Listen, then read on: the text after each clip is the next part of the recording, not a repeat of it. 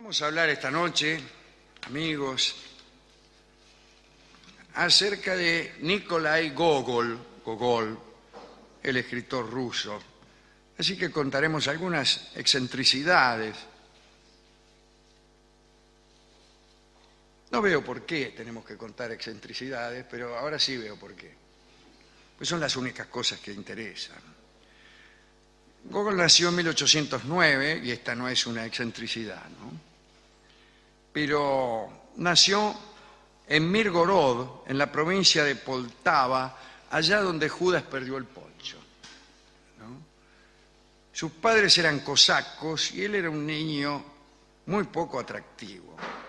Dice Nabokov que Gogol era un chico blandengue, con las manos sucias y rulos grasientos y una especie de pus que le salía de las orejas. Qué raro que la pus que le sale a uno de las orejas forma parte de la descripción. Sí.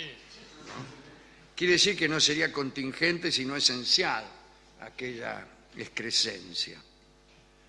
Bueno, los compañeros lo odiaban, de envidia probablemente, o no.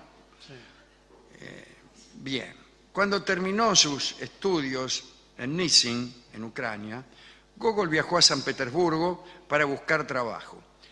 Al llegar se agarró un resfrío terrible y en verdad se le había congelado la nariz, pero no de un modo metafórico, sino de un modo literal. Tuvo congelamiento de nariz. Y es que Gogol tenía una nariz muy larga. Una de sus bromas predilectas consistía en cubrirse la nariz con el labio inferior, como indicio de que efectivamente iba a ser un escritor muy gracioso. Hay un cuento de Gogol llamado La nariz, que escribió mucho más tarde. Es un cuento maravilloso, ¿no? Es una nariz que se independiza de su propietario y empieza a pasearse en coche por toda la ciudad, etcétera. Bueno, Gogol admiraba muchísimo a Pushkin, como casi todo el mundo. Cuando llegó a San Petersburgo, lo primero que hizo fue ir a visitar a Pushkin. Entonces, ¿qué hizo? Le golpeó la puerta. ¿Quién es? No tuvo suerte. Pushkin se negó a recibirlo. Según el ayudante que lo atendió, el maestro estaba muy concentrado en ese instante. Entonces, Gogol le preguntó si estaba escribiendo alguna nueva obra y el niato le respondió que no, que estaba jugando a las cartas y que jamás podía interrumpírselo en esas circunstancias, aunque sí cuando escribía. Ah, mire. Y entonces Gogol se retiró un poco desmoralizado. En San Petersburgo empezó a escribir. Lo primero que publicó fueron unos poemas que no le gustaron a los críticos. Y fue tal el escarnio que Gogol compró todos los ejemplares y los destruyó. Fue también funcionario Gogol.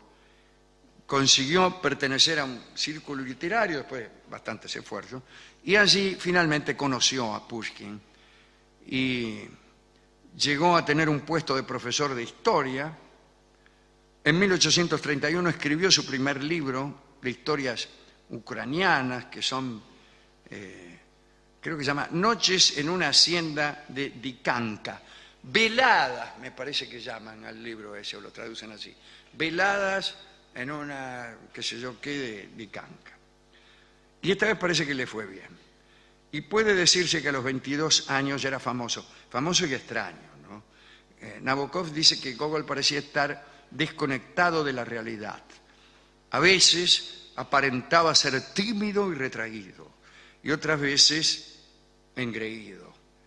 Bueno, parece que heredó un poco de la locura de su madre, que pasaba buena parte del tiempo en una especie de sueño enfermizo. Bueno, la mayoría de las personas viven en una especie de sueño enfermizo. Que la vida es un sueño enfermizo, podría decirse. Era propenso a largos ataques de aburrimiento, como cualquiera que viva en Rusia.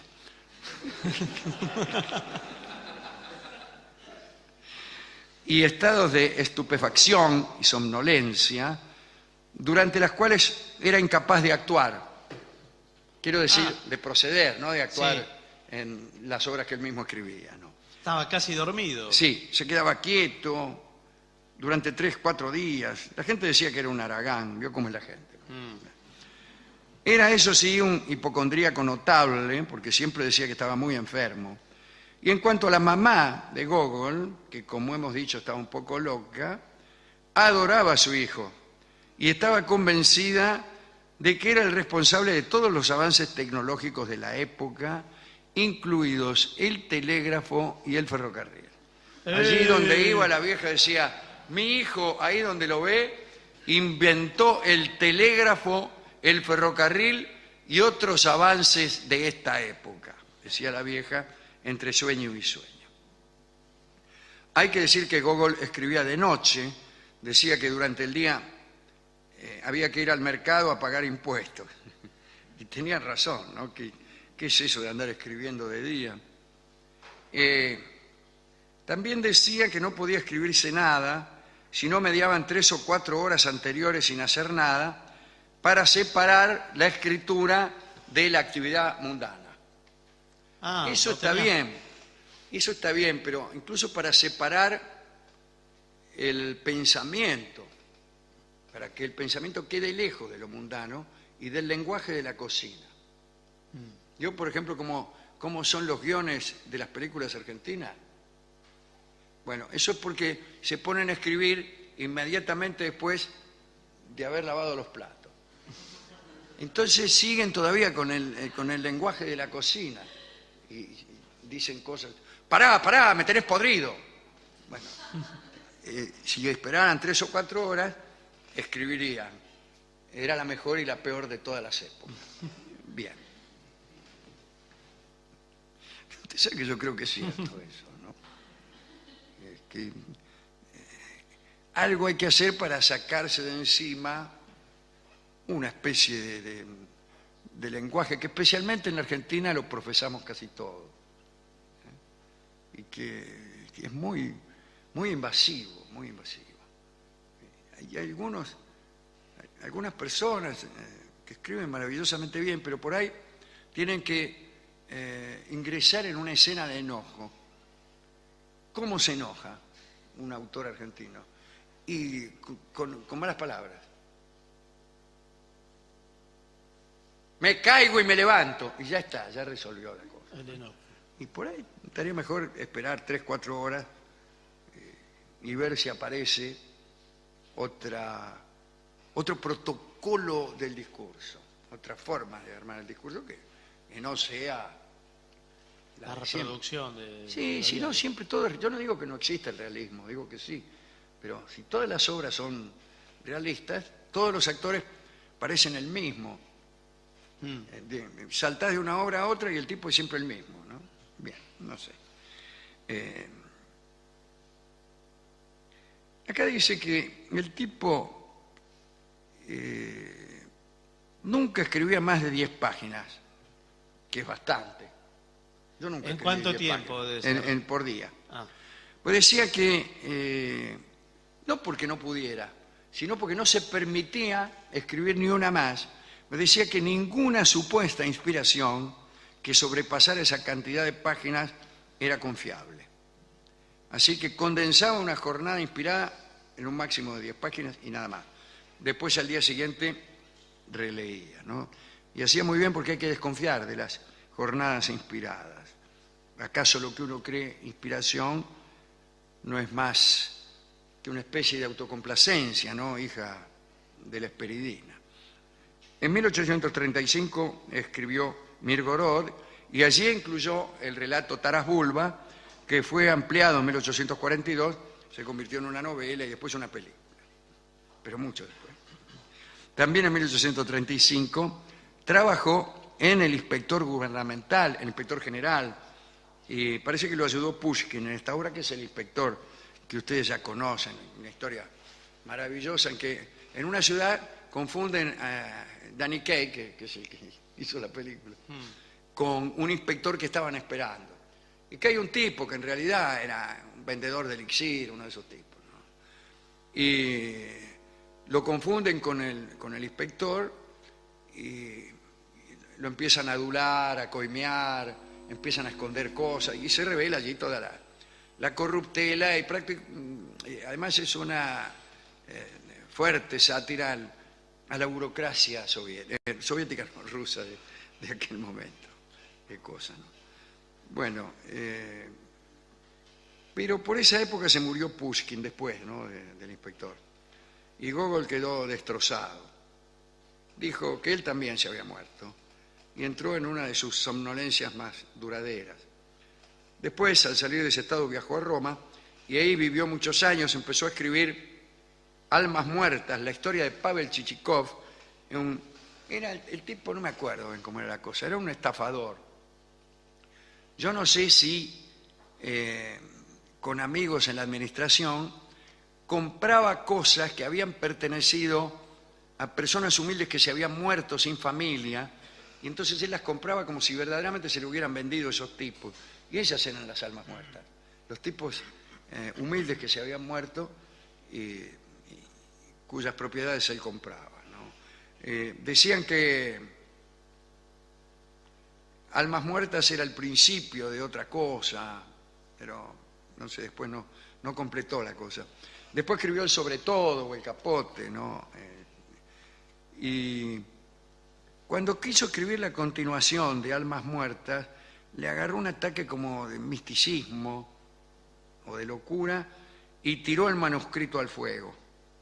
De Roma se fue en peregrinación a Tierra Santa, regresó a Rusia y ahí se entregó a la influencia de un sacerdote que lo convenció de que su obra era muy pecaminosa y entonces destruyó en el fuego más obra de la que actualmente se conoce, ¿no? Todo por un maravilloso sacerdote. Gogol era un hombre casto, se creía insignificante y se condenó a admirar a las mujeres desde lejos, como yo. Quiso solucionar este problema en los últimos años de su vida y le propuso matrimonio a una joven condesa como yo. El matrimonio, según explicó, debía ser plenamente espiritual y advirtió a la mujer que el sexo no intervendría. Y fue rechazado, como yo. Y se deprimió todavía más, como yo. Así, sin poder escribir y sin poder amar, se tumbó en una cama, como yo, y se negó a hablar con nadie o a que lo visitara nadie. Dejó de comer hasta que se murió. Fue en 1852, tenía 43 años. Tenía una extraña teoría acerca de las mujeres. Decía que los pensamientos eran la mujer. Escribió: ¿qué es la mujer? El lenguaje de los dioses es poesía, es pensamiento, y no somos más que su encarnación en la realidad. Mientras esta idea permanece en la mente del artista, mientras está creando y no ha adquirido todavía forma corpórea, es mujer. El pensamiento y la creación del artista hombre es mujer decantada. O sea, la poesía es mujer que ha pasado por un tamiz. Y en un tiempo yo decía que a mí me gustaría haber tenido esa idea. Después me di cuenta de que sí, me gustaría haber tenido esa idea para ver si de ese modo la entendía.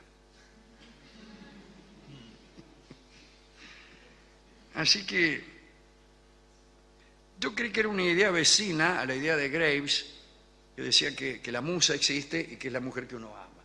Pero esa idea sí la entiendo, pero no resulta tan extraordinaria.